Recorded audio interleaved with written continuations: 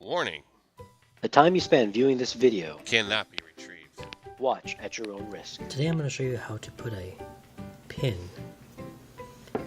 inside of a monkey wrench.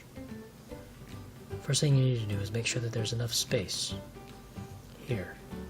And you insert the pin in the empty part and begin to use this twisty thing to tighten it.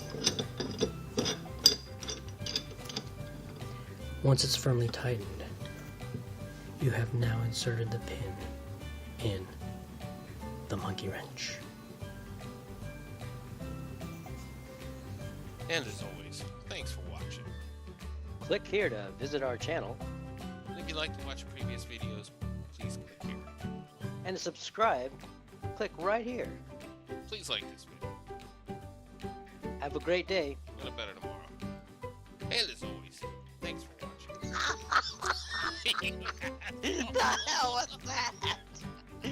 Win as always.